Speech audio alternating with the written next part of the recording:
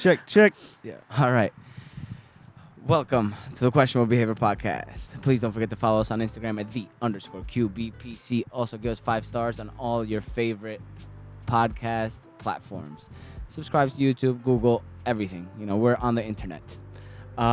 We got a special guest with us today. We have handpan specialist, artist, producer, Dan Mulqueen. What's up, Dan? What's up, man? Happy to be here. Yeah, what's going on? Appreciate the invite. Of course. You guys may have seen Dan on our Instagram before, but now you see him live in person for a full interview. So, Dan, first things first, you are a master handpan player. All right? If people don't know, handpan is kind of... Master's a little pretentious, but I think I do all right. I would say master because he's playing like 7 at the same time. So, first of all, the instrument itself is not a very known instrument, and it's like a variation, I would say, of like the Caribbean steel. Yeah, the one with the mallets. Yep, exactly. Steel pan, yeah. So, how does someone get into this instrument that's not even been around for that long? And not only that, you're basically have a full career out of a brand new instrument that nobody knows about, really. Yeah, so I actually found it in the instrument itself is only from the year 2000 and 2001, somewhere in there. Mm-hmm. And I actually found it in like 2008, 2007, 2008 on YouTube. Yeah. Of all places, you know, you go down like the wormholes of like strange instruments and, you know, like weird things that you could just watch like randomly, and then one after the next. One after the next after the next. And then when I saw the first video of somebody playing a handpan, I was like, you know, completely mesmerized, like kind of tunnel vision, and like I needed to know everything about the instrument. I wanted to play it, you know, yesterday. Like I was so just enamored with it, like the possibilities of it, the sound, just really everything. I kind of just fell in love immediately. And yeah, that was 2008 probably, and yeah. So initially, all right. So you're just digging through YouTube. You're like, holy shit! And then there's not that many even players, I guess, at that time. No, not really. There was probably maybe 4 or 5 like main like people who were actually putting out music and content and making videos and stuff, and so it wasn't a whole lot. And you're just digging through this, because I mean your background of percussion anyway. Yeah. So you're coming back from a percussion background, and you see this freaking instrument that you're like, every type of sound is coming out of it. Yeah, I'd been a drummer for like 8 or 9 years at that point. Mm-hmm. Like over a little over 9 years at that point. So, it was like everything. It had the percussion elements, like the, you know, more percussive style playing, as well as this like beautiful melodic side that I wasn't used to as a drummer, playing, you know, rock music and hardcore music and all that stuff. So it was just really, you know, threw a wrench into everything, you know, for in the best way, you know. And the first actual handpan you received in Italy, if I'm not mistaken. I did, yeah. I found so it's because the instrument is so new. When I first got into it, there was only a handful of people even making them. And the most famous ones were the people who invented the instrument. Mm-hmm. And at that time, you had to like write a letter and like travel to Switzerland to get one. Oh, that's where it was invented in Switzerland? Yeah, that's in Switzerland. And at that time, I was, you know, high school, so I was broke, and I'd never even been on an airplane. So how much were they going for at that time? Like from the main company? I would say, like, probably at that point was like the second generation of the instrument was probably like $1,400, $1,600 bucks. Mm-hmm. But the resale market for them, like when you checked eBay and stuff back then, was like $8,000 to $12,000. Oh, because once you got it. Yeah, because it was so scarce. So, but anyway, when I found the guy on YouTube, he was one of this guy named Marco Della Rada. He was this Italian guy who was making them in his backyard out of 55-gallon drum lids, like that's the traditional way that you make the Trinidad and Tobago steel pan. Right. And yeah, I found him, and we started talking, and he offered like a homemade one, and you know, it wasn't the best quality, but it looked the part. It had at least something that sounded like it, and you know, at the time that was enough. That was enough for me. So did you go to Italy and that's how you met him? Or no. He was shipping at that point. Okay. So yeah, he shipped it to me in you know. But Central and New you Jersey. found him through this YouTube. Yeah, I found him through YouTube, and it was you know, I was friends with him for probably like a year and a half before he made me an instrument, and I kept up with him afterward, and it was a nice. And he's like, yeah, I'll make you a homemade one. Yeah, like I'll make it for you, and it was just like a really nice, like, you know, we got to know each other, and then he agreed to build me one, and It was fun, man. It was my first like introduction to like the community that's around the instrument, which was kind of nice. So, right before that, what kind of music were you playing? What kind of instruments or musically, what were you getting involved in? Bands, the high school bands, things like that? Or? Yeah, so I was into a lot of different music. Like drum set was my first instrument, so I grew up playing like classic rock and blues music, and then got really into like the indie rock, like hardcore music. Hip hop music was more in college and stuff.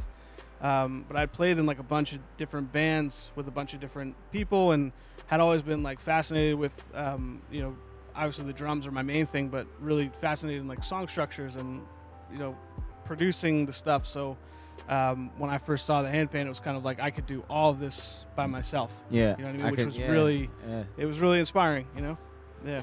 So now, tell me about the transition musically from percussion, because I used to play the drum set back in college and high school and whatever. But reading notes and just knowing like the different scales and whatever. As a drummer, usually you don't know any of that shit. Yeah, man. Not at all. You don't even fucking care. You're like, bro, I just don't fucking need any play of what it. you gotta play.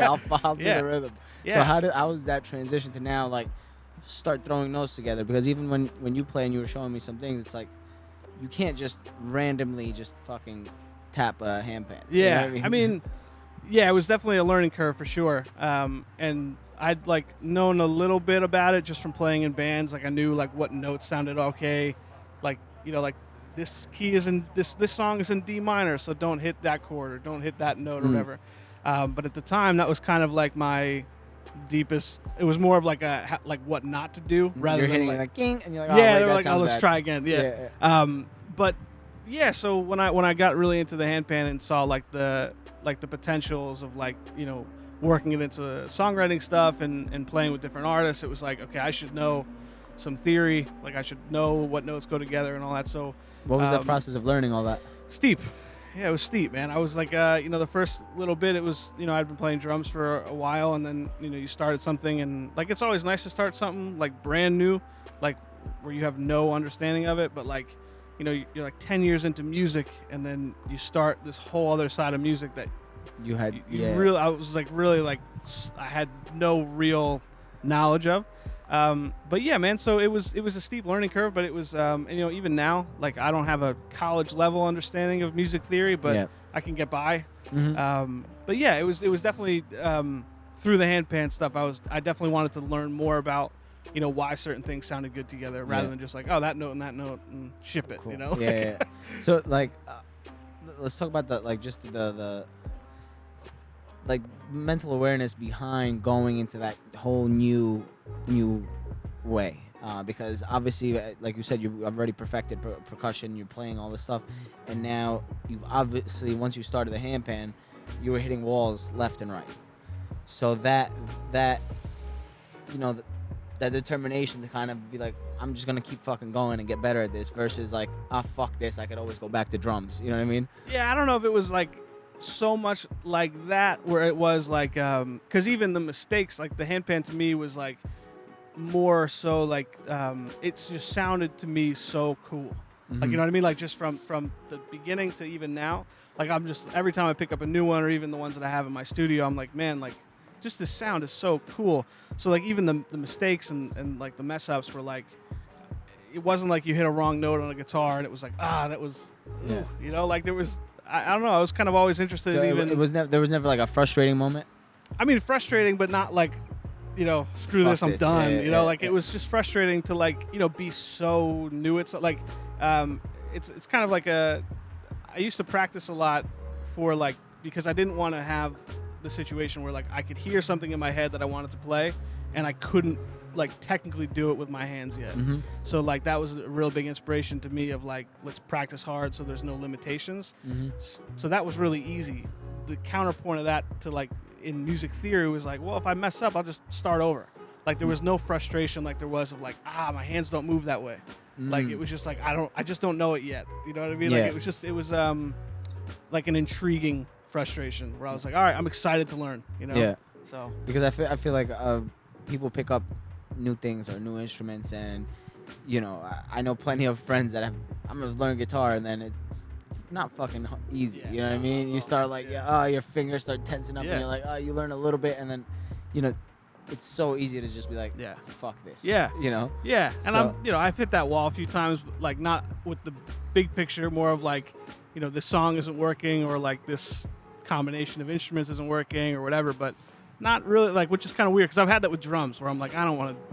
Like only a few times when I was like really first starting out, like I don't want to do this. It's too hard, or like you're like a teenager, everything. Right. Everything's is like super exaggerated. Yeah. But I can play Madden. Yeah, but so it was. I never really had that with the handpan stuff, and it's like maybe that's. It just caught your attention right Yeah, away. it just caught my like, attention. fucking- It was just kind of like I was just kind of hooked on it, and like Yeah. not all the days were perfect, but at least it was like it was still really it was a really fun. Like you asked about the learning curve, like it was steep, like to know the notes, but it was really kind of fun to, like, learn. And I'm you sure know? with every new one, because you have like different variations. Some have like 6 notes on top. Some have like fucking 15 notes on the top Yeah. and 4 on the bottom. Yeah, and, yeah. So like Yeah. every time you got a new one, it was like another like. Yeah, a whole new Oh man, I gotta variations figure out how and the hell. possibilities, and yeah, it was really exciting. And again, like talking about how scarce they were in the beginning, like my first from 2009 to 2015 Mhm. or 2014, I only had 2 instruments, and one was a central note plus 7, Mhm. and then the other one was a central note plus 8.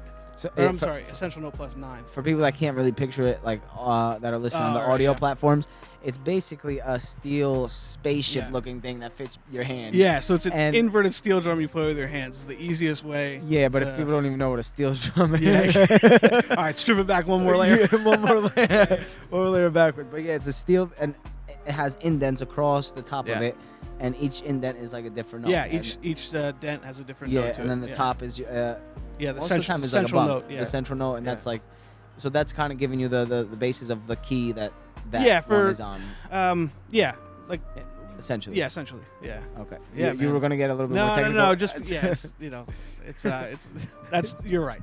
No, it's, yeah, you get more technical. I'm just No, no, no, fucking you're see. good. I'm But- just explaining what I see. Yeah, no, that's exactly what it is, man. Yeah. Yeah. So going from there, like you said, from about 09 is when you were like, you got your first handpan drum and you started practicing, but you didn't launch an album until about 2014, which is like about 5 years later. Yeah, 2014 was the first one. Yeah. So tell me, why do you think it took you so long to actually like put a project together and actually? I think some of it is like, like learning anything new. Like there's a lot of, I'm sure you know a lot of artists, like, as I do, that you've seen online, that like they put music out and it's just like you could tell it's rushed or it's really early. Not Or, mixed, like, not it's not- mastered. Yeah, it's just like they're not like I don't know, like you don't know what you want to do musically yet. Yeah. And for those first 5 years or whatever, it was like I was playing like really melodic stuff and then like annoyingly percussive stuff, and then like I kind of found this niche right down the middle where it was like a little of this, a little of that, and so you really kind of develop your sound. So I think I wanted to wait just until I had something that was actually like one that I wasn't annoyed to listen to. Yeah. Like I wanted to like put something out that I liked to play, and then also something that was unique. Like I think with the instrument, that's another part of like why it's so exciting to me, is because the instrument is so new. Everything that me and the other players were doing at that time, like a lot of it was like the first, like early handpan music with Yeah. electronics or with a singer or with I know guys who play with like full bands and like jazz quartets and stuff. Yeah. Like it was like the first. Yeah, everything. Yeah, Yeah. everything anybody was doing with the instrument. It was like Right. the first time Yeah, someone did it man. with So this like instrument. even Yeah. 2014, I wanted to do something that like was actually something that reflected the music that I liked and was technically, now I look back on it and kind of cringe a little bit, but at the time it was like, okay, like I feel Yeah. technically this is a good album, and I don't know, man. I guess I was just a little I just wanted to make sure I had something to say before I threw it out there to the Yeah, world. yeah, because a lot of people like, all right, they just start putting it out. Yeah, like you said, which is start putting fine, it out. but- yeah, everybody has their own Yeah, way, but yeah. I guess eventually kind of building your own type of Yeah. sound that you wanted to hear. Is, Yeah, man. I So just- now during that 5-year period, were you always in the mindset of like, I'm gonna eventually make an album, or did Yeah. that come like later on as you keep practicing? No, man, I I really like full albums. Like I think singles, like when people just release a bunch of singles, is really cool. But I've always liked, putting a record on from like track 1 to track 12, and you kind of taking on like a little bit of a journey. It's like it starts crazy and then gets light and then comes back. Like I always loved like the process of making an album and like thinking about what song goes first and second and third. So yeah, it was always from the beginning. Like I knew that I wanted to do like proper albums, like not just one song here or maybe an EP. Like I've always been attracted to like the full length stuff. So speaking of the arranging your tracks and creating kind of like a movement in between songs, what's that process like for you? It's a lot more sophisticated now. Back then it was like, all right, this is at a faster BPM and the other one's slower, so that goes first, this goes second. But like now, I have a lot more instruments, and my playing technically is a lot more proficient, and like my production is a lot better. From 2014 till now. Right. So now it's kind of like it's I have a bigger. Like I write songs all the time, so I have a bigger pool to choose from. Like the first album and the second album were kind of like, I had 15 songs and I chose the 10 or 12 best. Yeah. And it was like they sounded decent together, but there wasn't really a rhyme or a reason. Where now, like I'll record I think for the last album I did 30 something songs, 33 songs or something like that, and then chose 10. And the one before it was like 20 something and chose 15 or 14. So yeah, now like these days it's like I'm more attentive to the songwriting and to like how I want the albums to kind of sound. So it just it's a little more meticulous. It's like I'm super critical of myself, because I just want to make a good album. But it's evolved a lot, man. In the beginning it was, you should have heard the early demos. You'd be like, I don't even want this guy to listen to my podcast, let alone be on it. You know what I mean? Like it was, some of them were rough, So. With that being said, we're going to take a quick commercial break. Here's a message from our sponsors, Soko Leather. Check them out. You can have anything custom made leather. You can contact them, but also check out their new shoes, wallets. They also have a brand new leather barbecue apron for special orders. Check them out. Shout out to Soko Leather. They're on Instagram and Google.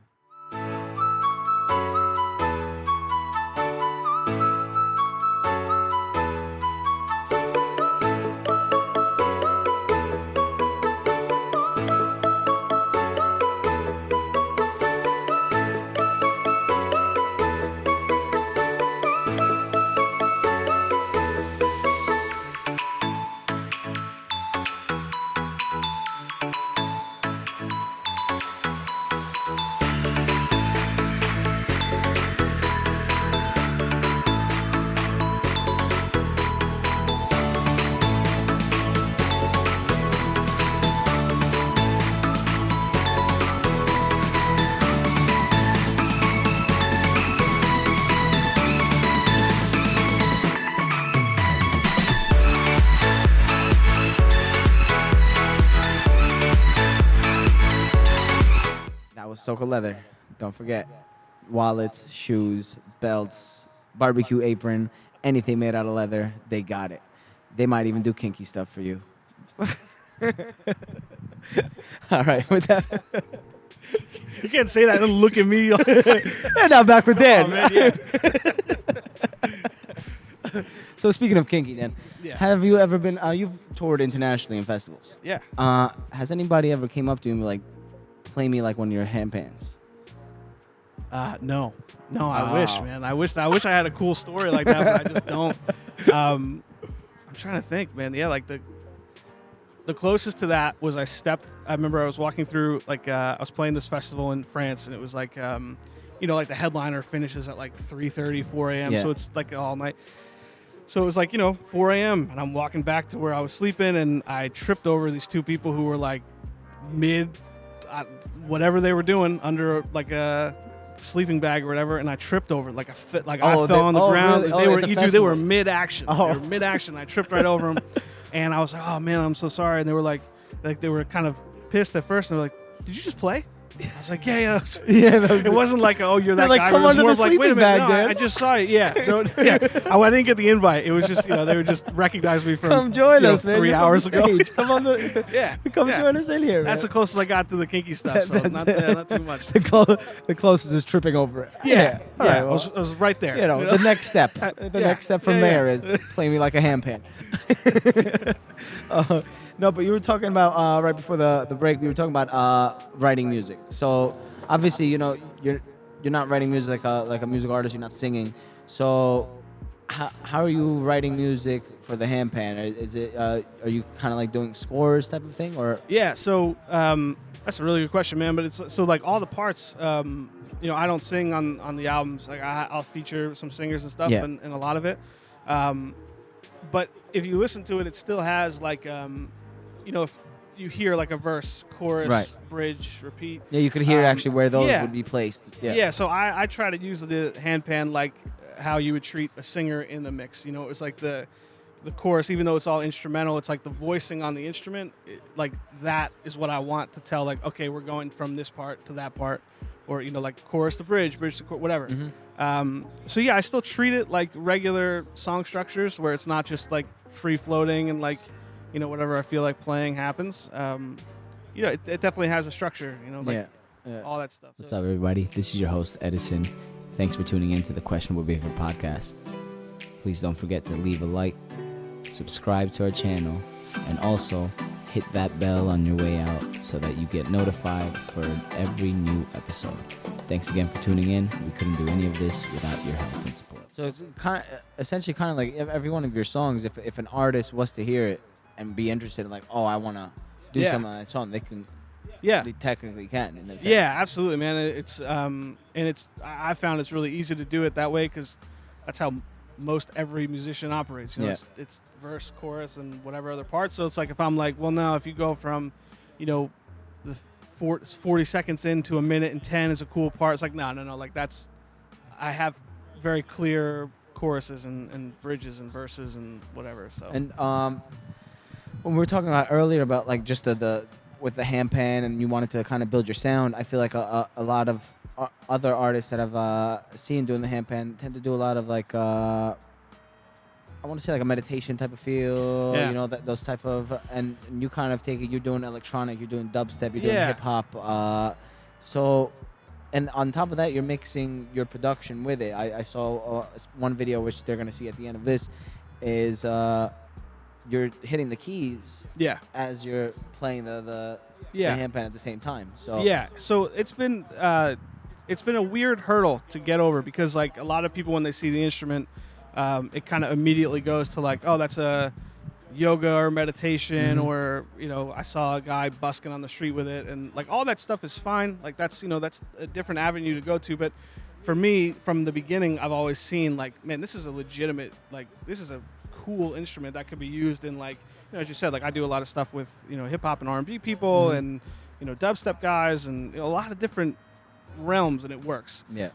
So a hurdle that I've kind of had to try to get over is like to present the instrument in like those settings where it's like, wait a minute, like I'm familiar with like this rhythm, but instead of a singer, I'm hearing this. Like that's cool. So like that's something I try to I don't know how better to say it except get like a hurdle, where it's like it's not just for meditation or you're trying to get people kind of comfortable with all the other sounds with the instrument. And just again like show the potential. Exactly. So whether it's me or I hope it's me, but whether it's me or somebody else that is featured on, like I just did a track with like a pretty good R&B singer, and like the electronic guys I work with, like they're pretty established in their worlds. You know what I mean? Like in the R&B world and the electronic or whatever the world is, to like prove to those people that this is an instrument that could work, I think is really exciting, because like, it could open some doors, I hope, I mean, you also made a collab with an artist. Her name is Mariba. It was pretty big, I would say. Yeah, in the R&B world. Yeah, in the R&B world, and she made it kind of like sounded like an Afrobeat type of thing.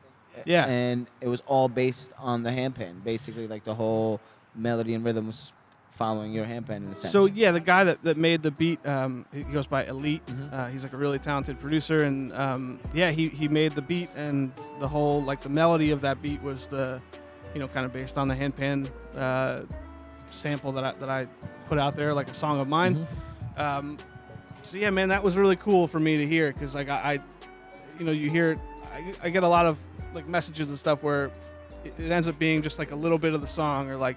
They just put a little plug at the end. Yeah, like a little like flare in the of chorus or something, and to hear that song from like start to finish, have handpan in it was really cool for me. I was like, man, that like, it can hang. You know what I mean? Yeah. Like it can hold up to like any other kind of sample. So, and kind of like catch the audience's attention, where it's like maybe people haven't heard that sound before, and liked it. Yeah.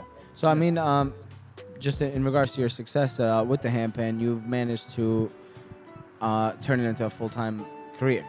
There was a moment where you were working in radio, and when you lost your job, you basically, it was like a blessing for you, and you took the handpan, and now since then you haven't really looked back, even during a pandemic when you had like 70-something shows canceled. Yeah, it's been a You still whirlwind managed for to sure. not go back to the full time. I mean, it's been a whirlwind. It's like as you said, like I lost that job, and I had I put a record out on March 1st, like my 4th record, March 1st of last year, and I was 16 days into a 36 song or 36 date tour when everything kind of fell to Which shit. was going to be in like multiple countries. Well, the first leg was Japan, Europe, yeah, somewhere, multiple places in Europe. Yeah. So that was like all throughout the year. Like the one that I was on was just the East Coast and back. It was like the first. Oh yeah, because you were in the middle of the tour. first tour. Yeah, it was the first tour of a few. So,